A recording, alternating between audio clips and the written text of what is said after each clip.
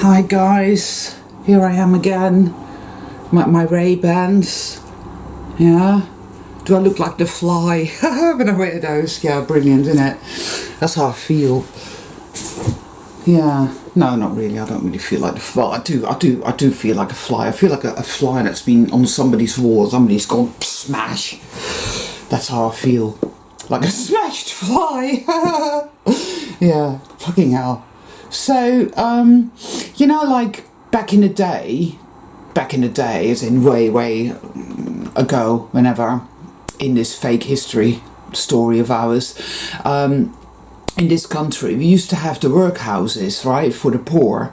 So if you were destitute, you would go to the workhouse.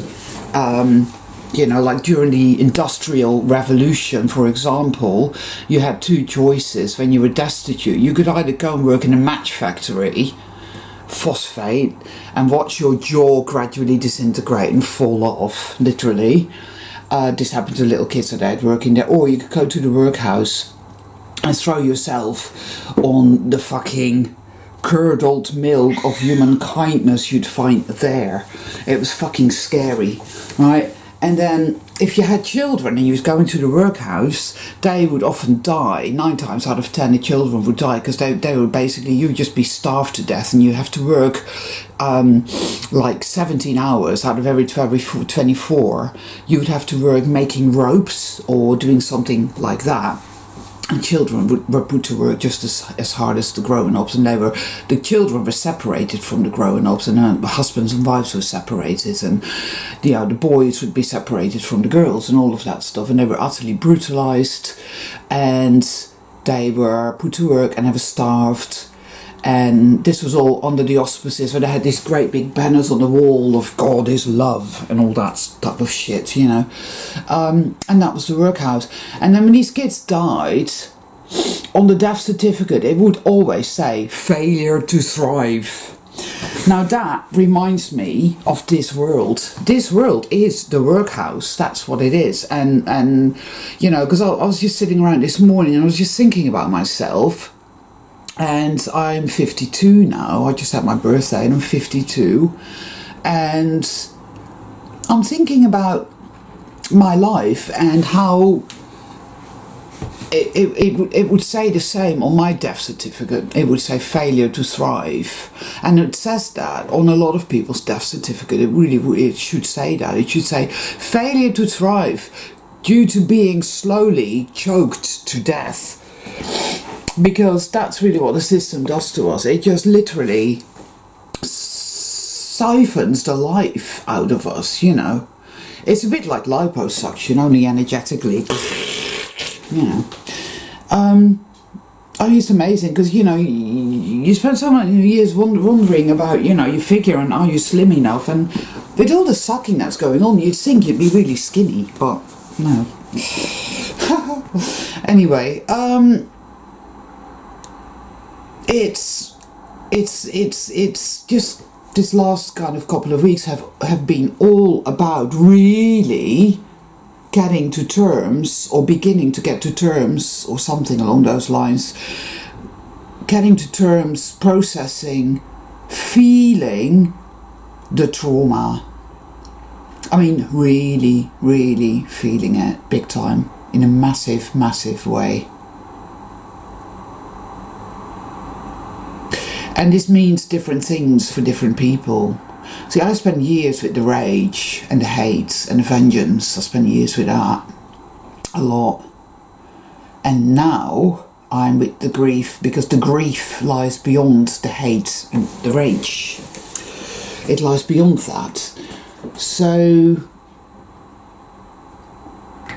well, that's anyway, that's how I feel it to be. I could be wrong, but that's what I've experienced, basically, is that the grief, that visceral feeling, it's more than a feeling, it's just beyond, it's where you completely know what this place is. Yet again, there is a phase where it's with rage and with hatred, and you want vengeance and you want to destroy, search and destroy all the so-called fuckers who have done this to you, but you'll find over and over again it doesn't work that way, because those who have done it to us invariably had it done to them. Do you see what I'm saying? So it's like a game of dominoes.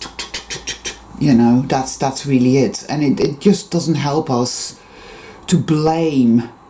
Like, I spent years blaming my mother for everything that she did. But I know for a fact that my mother's childhood was absolutely horrendous as well.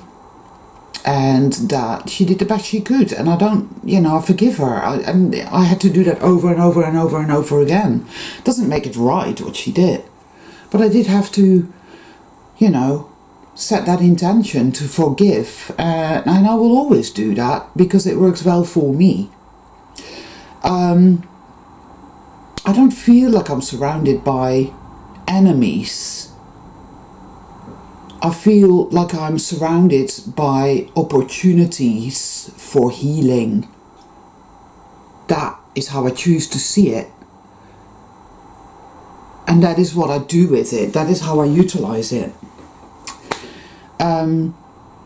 More and more I realize one way or another that the only thing that will work for me, for my reset, is love and surrender.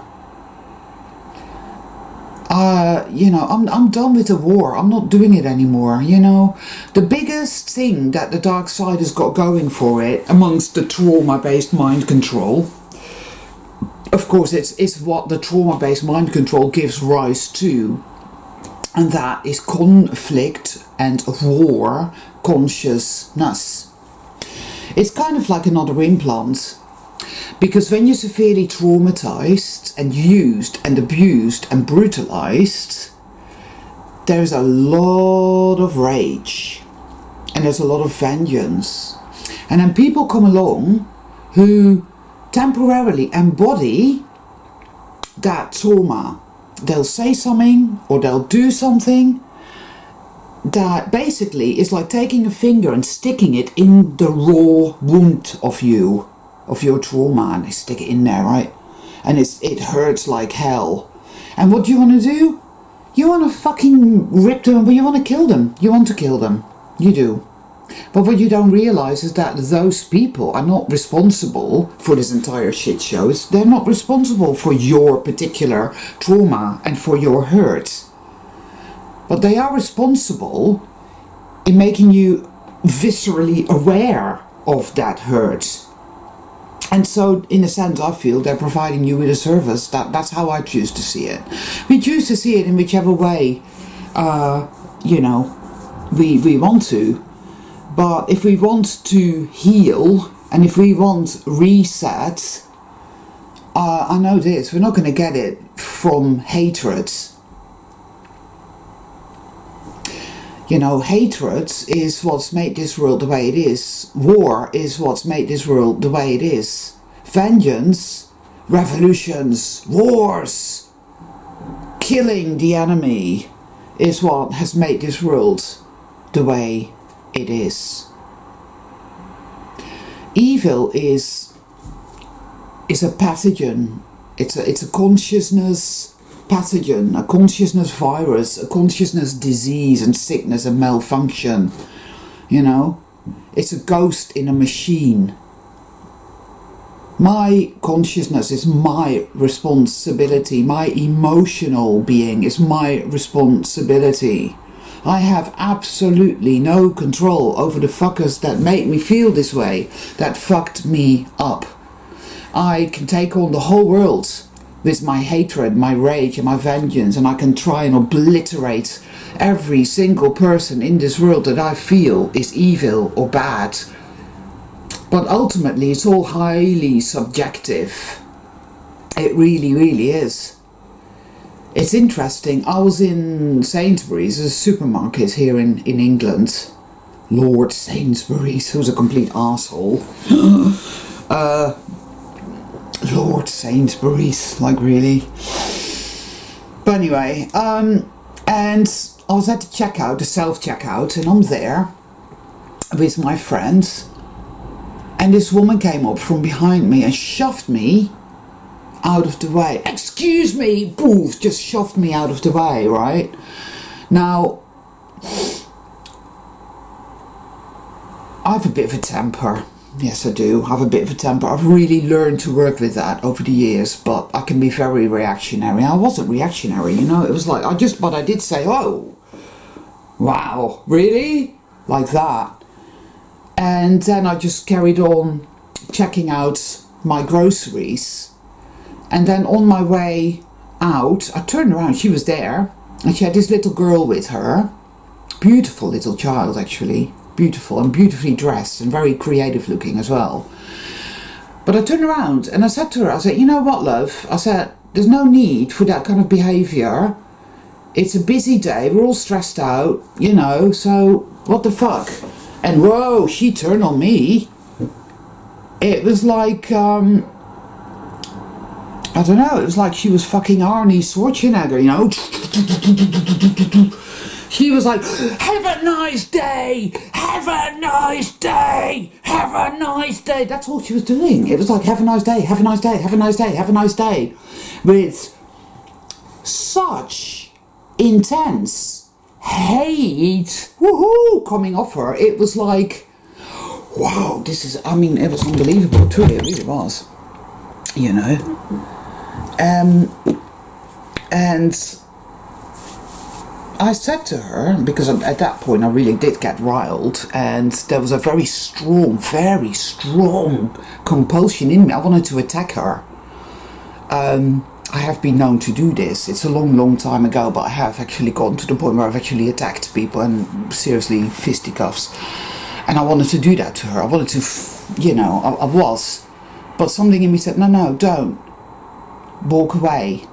Just walk away. But before I walked away, I just had to say to her, I said, wow, you're fucking demonic, aren't you? She just shut the fuck up with that and just went back to checking out her groceries, right, with this weird look on her face. It was weird.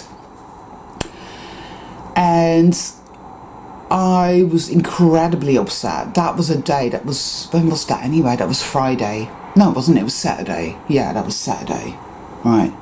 It was one of those days where everything was just horrendously wrong. Everybody was driving like they were on fucking drugs. It's like, yeah, guys, we've taken shitloads of PCP, now we're gonna go on the rampage. Like that, right?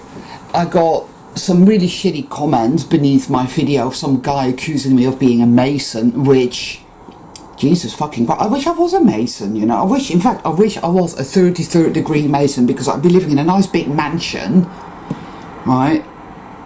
I'd get top-notch healthcare, I'd have money, I'd have this, that and the other, you know, I'd have a swimming pool, whatever. It's just like, what?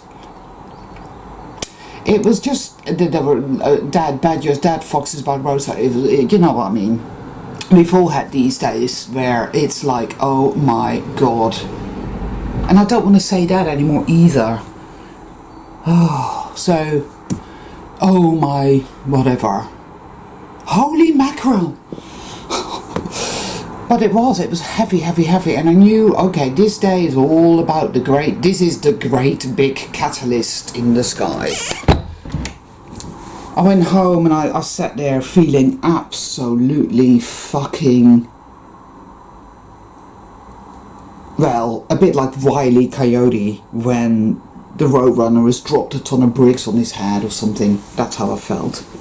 And I felt such hatred towards that woman, and I thought, right, I should have attacked her. I should have fucking punched the lights out, you know. I should have ripped out her eyeballs and shoved them down her throat. But then I was given this vision, and it was like, oh my fuck, I forgot all about that. Now, years ago, about, I don't know, 11 years ago, I was at the same place, Sainsbury's, and I was feeling very agitated, and I did exactly the same thing that she did. Exactly the same, pretty much. And it was like, yes, see, understand, this is it. Whether she was an NPC or not is not relevant. to this story. I think she's a woman heading for a massive crisis, like a nervous breakdown. I think she's had enough and she's at breaking point and she can't take anymore.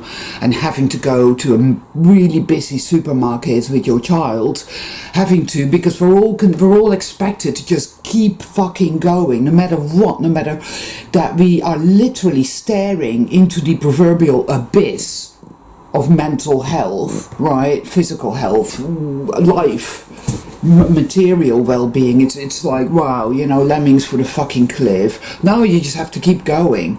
You know, you have these ads, right, where it's all these fucking painkillers that they have, and it's like, well, yeah, because somebody cut off my legs, but I still went to work because, you know, I just took these painkillers and I was A-okay, yes I was. You know, you just have to keep going, no matter what. You just have to keep going. You just have to earn that money because you need that money to get the basic necessities that the fucking powers that be have fucking siphoned up for themselves. That's it. That woman was on her last legs. She just, you know, she's going to go boom. I call that the pressure cooker effect. And I feel sorry for her now because I know I've been there. I've been there myself. Yeah, I have. That was around the time when I had an appointment in the hospital. And then I came out and there was a little bookshop, like a charity shop, you know, with second-hand books in. Went in there and there was a woman there who really pissed me off because she was one of these like nice middle-class people that are forever on the phone saying, oh, it's the police. Oh, my neighbours don't have a TV licence. This is the address and this is their name. And then sit by the curtain, you know, twitching curtain, they're sitting there waiting and watch the police arrive. And she was like that, I could just tell. Right, now that is an NPC. Whoa. Anyway, for some reason, I can't remember why, but she really got my hackles up, and so I attacked her. I attacked her in the shop, kicked her really hard against the shins, and then something happened and somebody called the security guards or something, so I had to run for it. That's me lagging it down. You know, I had to like, ooh, get out. And I got clean away. It was all right. But I'm not advocating this type of behaviour, by the way, not at all. This is quite a long time ago, and it was in fact just before I had a massive nervous breakdown that nearly killed me.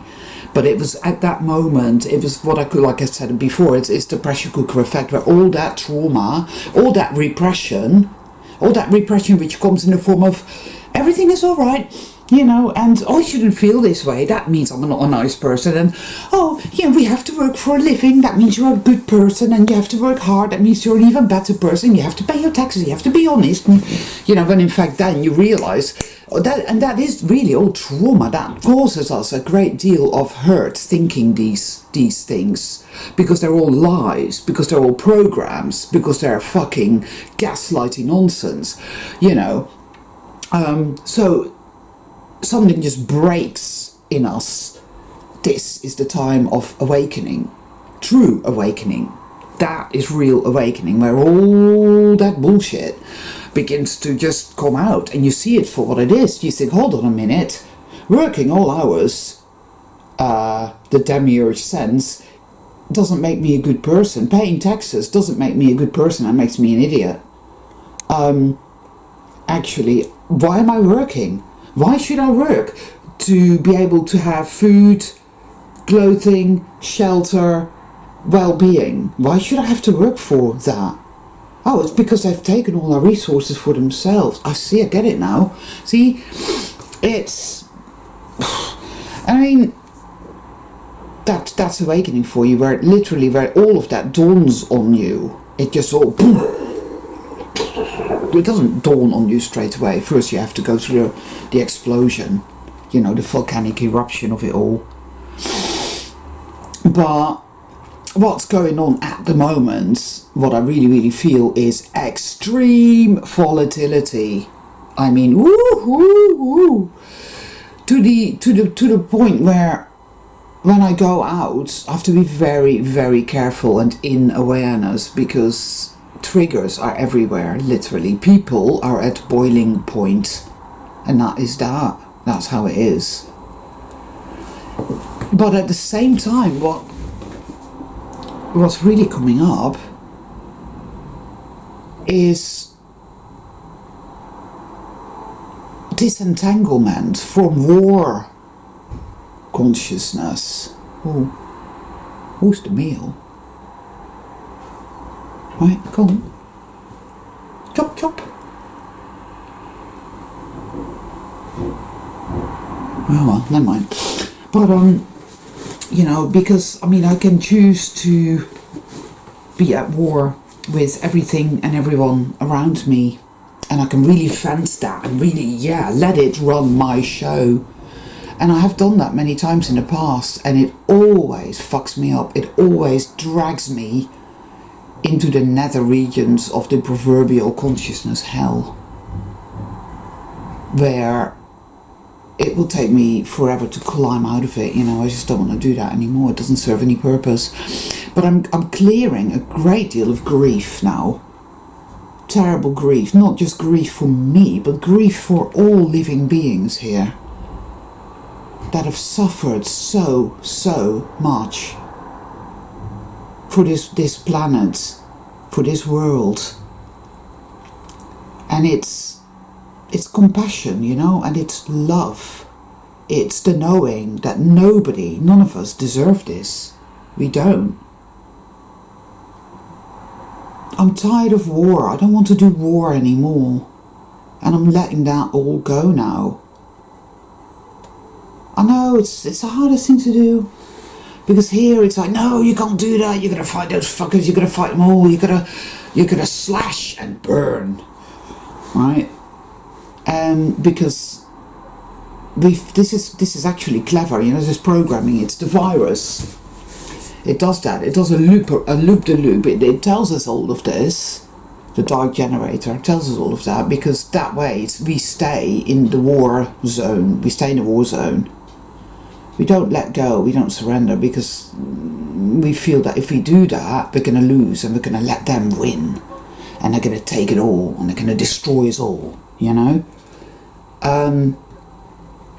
It's that same paradigm where you think, well, I will start feeling better when it all works out. But actually, that's not how it works. This is the point of surrender, you see, here, now. This is the point of saying, okay, now I'm letting go. Now I'm surrendering the ways of war, the ways of hate, the ways of rage, the ways of control. Because that is hell consciousness, and that is what this realm is. And the virus is very, very clever, you know. Very clever. It wants us to stay there, because it wants us to perpetually create an environment that it can live in. It wants to live. It has a consciousness of its own, and it lives within us. It lives within our minds, and it's very, very clever. Very clever. But I've walked this path for some time now, and I've worked very hard, and I see what it is, and I see the twisted, gaslighty ways that it has. And I ain't doing that no more. I ain't doing no more war. Yeah. I grieve. I grieve for my loss of opportunity, my loss of creativity, my loss of health, my loss of mental health, my loss of so much that I may have had, could have had, that was one way or another taken away from me. And I can hate them all for it, but that won't make a blind bit of difference. None at all. This didn't just happen to me, it happened to all of us one way or another, and especially soul travellers, you know. Our lives are fucking hard, man. Very hard. The reason for that, I firmly feel, and no, that was not a Masonic hand sign, right? God, like, live long, and prosper. She's a Vulcan! Oh.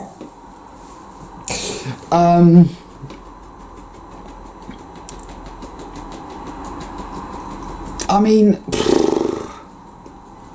alright, darling. There's a woman across the road who's always sat in the window of her bedroom. Who's always watching me when I do a video. She probably thinks I'm big, you know.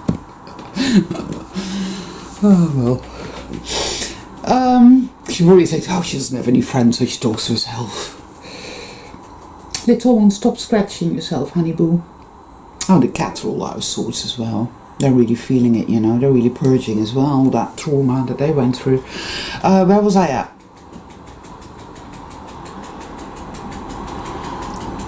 Oh, little one.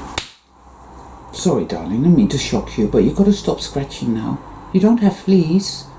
No. I do, but you don't. Anyway. Yeah, you know, blame, hate, rage, vengeance, all of it. Yeah, we have to feel it. When it comes up, we definitely have to feel it, but there are ways of doing that. There are good ways of releasing that. That basically don't put any more toxic soup into the world.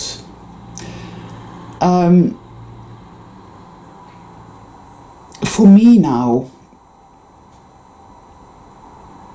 I feel a lot of fear, it's true, I do, and there's a lot of doubt, and there's a lot of, yeah, this is evil always wins, and, you know, what have you got to show for it, and it's still all there, and it's all playing out, and, you know, this week is not going to be easy, because I've got 2 dentist appointments, there's some work that needs doing, and I haven't barely slept, and I'm really exhausted, and my bones ache, and my teeth ache, and my head aches, you know, everything fucking hurts, and yeah, I'm very depressed too. I feel like absolute shit, actually. I really, really do. But I know beyond the shadow of a doubt that I can trust this process. Well, do I know it beyond the shadow of a doubt? No, I don't, actually. That wouldn't be fair to say. But I go with it anyway, because you know what? I can choose war consciousness and totally fuck myself up. I've done this many, many times and I'm tired of it. I'm not doing it anymore. That is how evil always wins, when I do that. Because I feed the fucking monster. Or I can surrender. Not to evil, by the way, but just surrender, as in, oh, I've got all this shit in my arms, poof, I just let it go now, fuck that. Let it go. Because I'm ready for that. There are people that aren't ready for that, and that's fair enough as well, you know, truly is. Wherever you find yourself, I know you're doing the best you can, we all do. But for me, it's all about love now. And again, I'm not talking about Barry White or James Brown. I'm not talking about that. Love is a type of energy.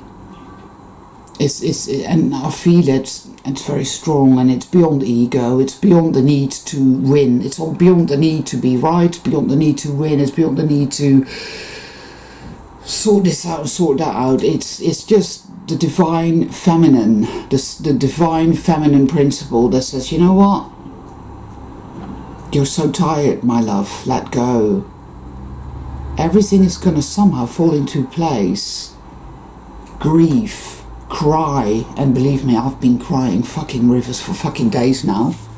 This is why I'm wearing shades, by the way, not because they look cool. They do look cool, I think they do, but my eyes are like really, you know, I like bug eyes, you know.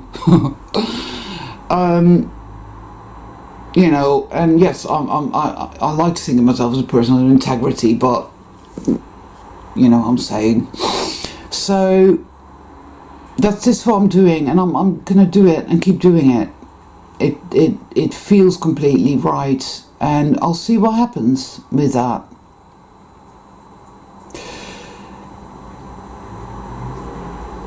You know, this world is horribly wrong. It is so wrong, and it is so grievous to be surrounded by people that don't get that, to be surrounded by people who think it's wonderful, to be surrounded by people who are, in my humble opinion, neither here nor there, because as far as I'm concerned, in the reset, they will just be gone. They don't actually have consciousness, so they don't have free will. They're just cardboard cutout people. That's all they are. And, you know, but I do know this, there are people that are not awake, and they may be sold, I don't know, but they don't like the truth to impact on them in any way, because it causes massive cognitive dissonance, and it makes them very angry indeed, because deep down they know they've been fucked their entire life. And you push that button a little bit and everything just gets very scary. Everything gets very scary because they'll take it out on you. It's called projection. And that is what's happening at the moment. See, the powers that be, and I'm not just talking about the governments of this world, I'm talking about all the dark, nefarious forces at work in this giant cosmic play, because it is a play.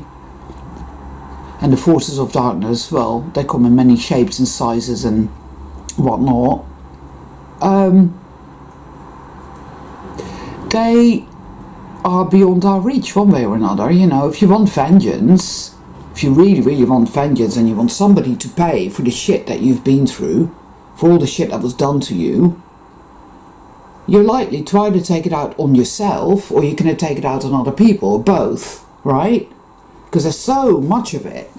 It's like, it's a bit like, you know, in the Harry Potter film, the Deathly Hallows. Well, is it the Deathly Hallows 1? Yes it is. Where they destroy the Horcrux with the Sword of Gryffindor. Well, Ron does it, doesn't he? And this big, black, horrible thing comes out. And it starts lying to him straight away, because it knows his shadow, it knows his weaknesses, it knows that he's always felt undervalued and unloved and unwanted, so it gives him all that, and it's really, that's what I call the dark generator. And for anyone who hasn't seen those films, it's worth watching them actually, because there's a lot of really good info in them. Yes, that's it.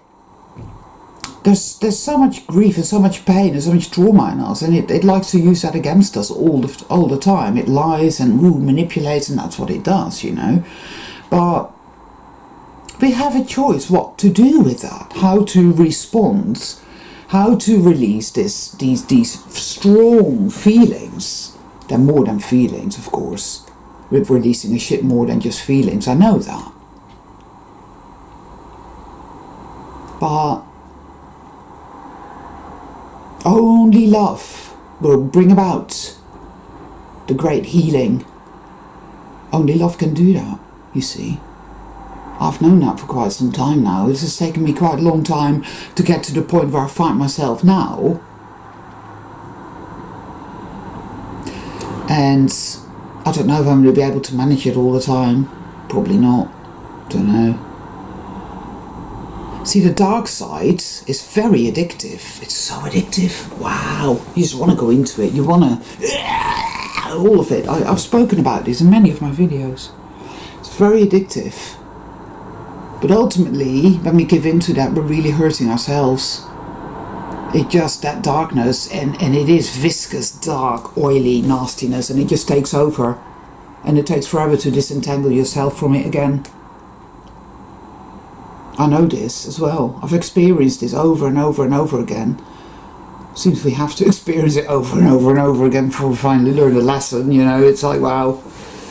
Discernment as well. Because, yeah, the world is full of, well, assholes. Without doubt, that will trigger and trigger and trigger and trigger us all the fucking time.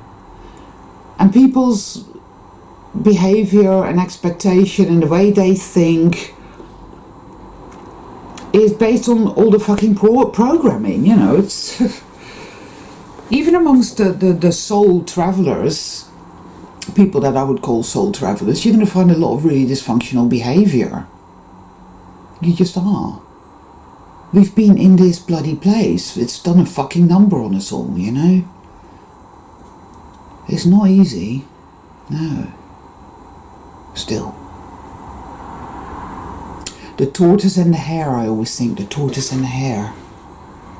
This year, 2020,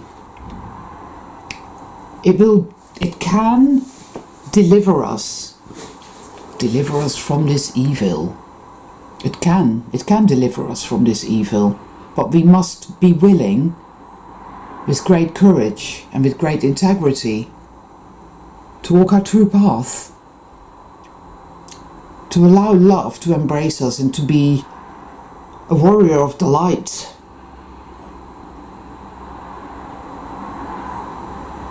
The blinding light of truth.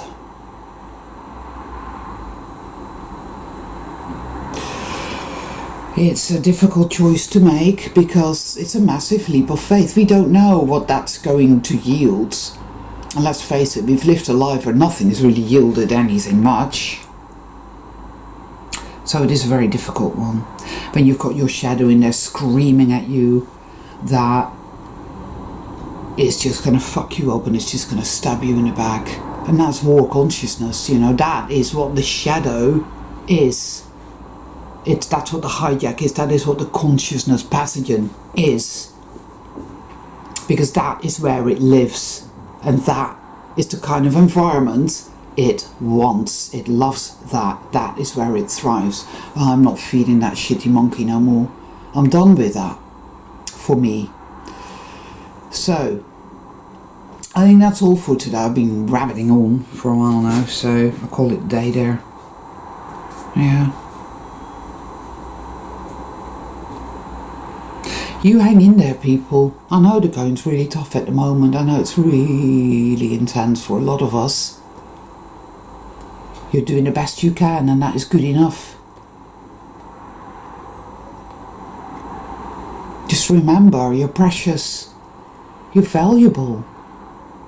You're infinite. Infinite unconditional love and creativity. Start thinking about that. You know? This year can deliver us from evil. Yes, it can. But it won't do that if we continue to sit in it. We've got to do the work, people. We've got to make those really, really hard choices. Those choices that are completely out of the box. That are counterintuitive. The choices that make our shadows scream at us not to make them. Those are generally the right choices to make. For me, I choose love. I choose the power of love, and I choose to stand in the light of my true self. Because that works for me. I feel serenity, I feel peace, amidst the chaos waging within me at the same time. It's a weird sensation, but there it is. It's what I choose.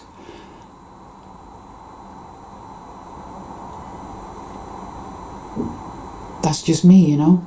Each to their own. But all my love to all of you. Mwah.